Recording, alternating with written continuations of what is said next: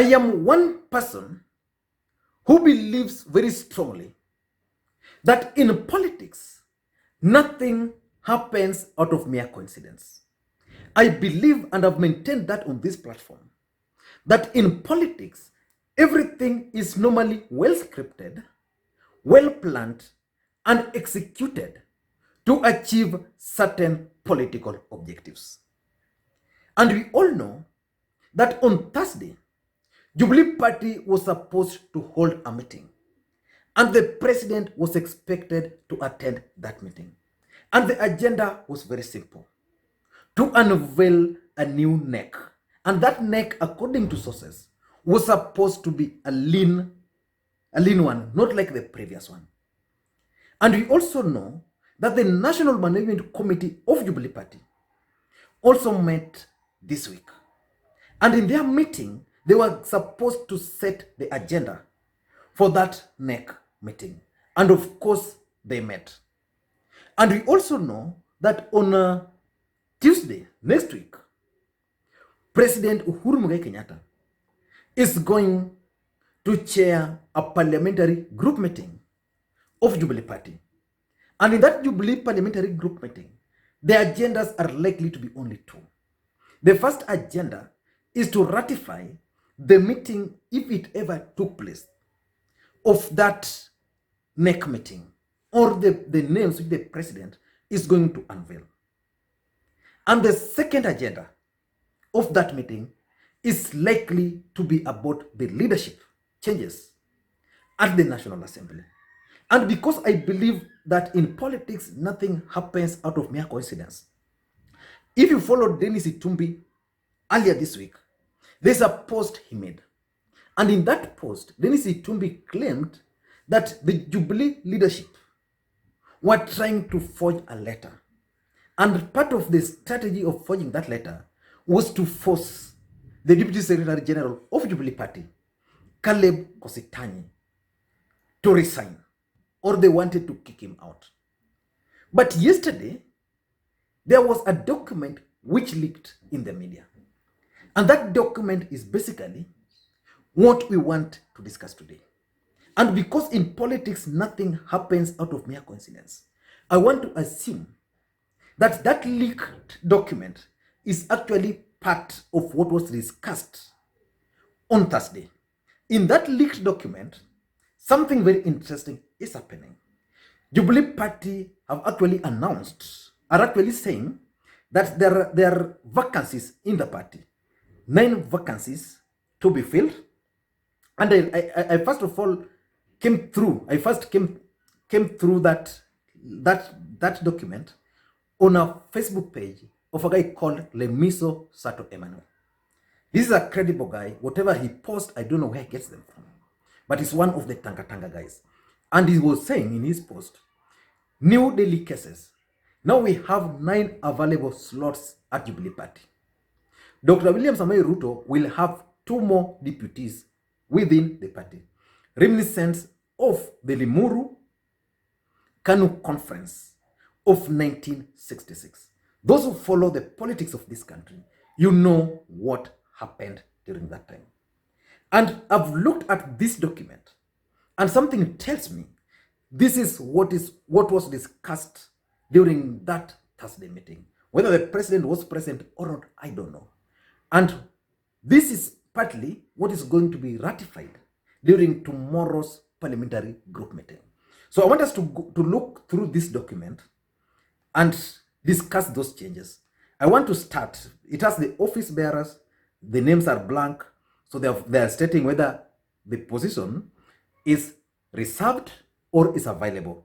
So of all these, there are 17 reserved.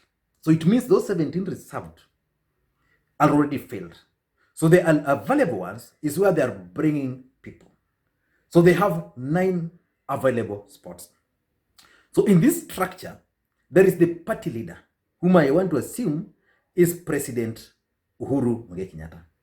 And the remarks on that post is that it's reserved. So it means nobody is going to take over that post. So President Uhuru Kenyatta is likely going to continue being the party leader of Jubilee Party. Then number 2 there is the deputy party leader. And this is where it's interesting. The deputy party leader, we have operations, we have, deputy party leader, we have available, then to reserved. So the available ones, it means that's the one where someone else is going to be brought on board. So the one which is available is the deputy party leader operations. So that's one is available. So basically what's likely to happen is that in Jubilee, we are going to have 3 deputy party leaders. Just like they did to Jaramogi, when the Kenyatta decided to bring 7 deputy so that Jaramogi was rendered useless. So in Jubilee, we are likely to have 3 deputy party leaders. And out of these 3 deputy party leaders, because currently we have only 1. So out of these 3, the ones who is going to be in charge of operations is available. So it means they are either going to appoint or that post can be contested by someone. I don't know how they are going to do it. Then, just a minute. Okay. Then there is, so the first one was deputy party leader programs. Deputy party leader operations. Then the second one is deputy party leader programs. So that one is reserved. So it means someone, if it's the deputy president, is already there. If it's not, then they're reserving it for someone else. Then there's going to be the deputy party leader strategy and policy. That one is also reserved. So I don't know what's happening in Jubilee Party. Assuming this document is true, because what normally happens, these documents are normally leaked so that people can discuss them and they gauge the mood. So if it's okay, then they'll go ahead and implement it. If people are not okay with it, then they are withheld. So there's no way this document would just have leaked from nowhere. Then the next position is going to be the national chairman. In the national chairman, it's reserved.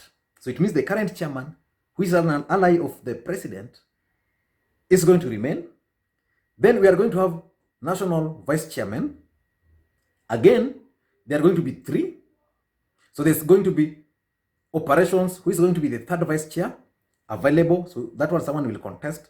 Then we are going to have the 2nd vice chair, programs, available. So someone will be appointed there. Then there is the strategy and policy, 1st vice chair. So probably this one is the one which is currently serving. It's reserved. The interesting one is the Secretary General. In the Secretary General, it's reserved.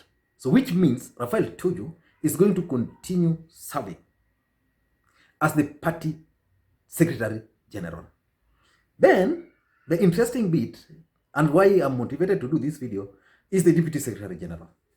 We know Jubilee Party has a Deputy Secretary General, Caleb Kositany, the sole member of parliament, the one Raphael Tuju accused of using party stationaries without authority. Now, because it's there, if you read here, there are going to be 2 Deputy Secretary General. There are going to be one for operations and one for programs. And all these 2 are available, which means Caleb Kositany, who is a key ally of the deputy president, is going to be kicked out. Now that's that. Then we have the national treasurer. The national treasurer, we are going to have 1, and it's reserved. We know we have the treasurer of the party. I think it's the guy who is Mutai, the guy who is a close ally of the DP. So that one is still reserved. Then we are going to have 2 deputy treasurer of the party. One is going to be operations, available, programs, it's reserved. Then the other thing which also got me interested really is the party patron. And they are saying the party patron remarks is to represent Council of Elders. So it means someone who is old enough and well-mannered is likely to be elected or to be appointed as the party patron. And again, if you go to the vice chairman, I think the one reserved is that one of David Murathe. So I'm saying these changes are likely to happen in Jubilee Party. In politics, things are normally tested. So the person who leaked this document knew what he was doing. Tomorrow, President Uhuru Kenyatta and the Deputy President are expected to lead this country in Madaraka Day celebrations. That's on Monday. On Tuesday, the President is going to chair Jubilee Parliamentary Group meeting. And already, those who are allied to the Deputy President have not received any invitation, while those who are allied to the President have all received their invitation to that meeting. So let us wait and see how the events tomorrow are going to unfold. Whether the allies of the DP will be allowed in that meeting. But my interest would be on the Deputy President. But why would President Uhuru Kenyatta decide to make those changes to Jubilee Party? Simple. We are at high voltage politics. The President would want a team which is going to help him deliver in his manifesto and mandate. Because he was very clear the other day that he will only move with those who are willing. So Caleb Kositany, for example, is an ally of the DP. This guy has been contradicting every other move by the president. When the president wanted to change the National Parliamentary Committee, he wrote letters after letters after letters to registrar of political parties to stop that move. So it's likely to go. So the other reason why I think the president is doing this is the Building Bridges Initiative campaigns. I think the president is keen on something which we still don't know.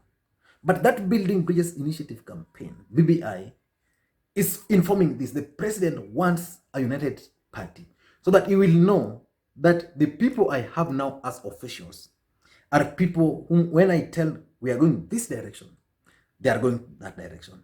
He needs to take leadership. And lastly, I think the president is just tired with these people undermining him, sabotaging him all the time. But let us wait for tomorrow. Not for tomorrow really, for Tuesday, and see how things are going to unfold during the Jubilee Parliamentary Group meeting.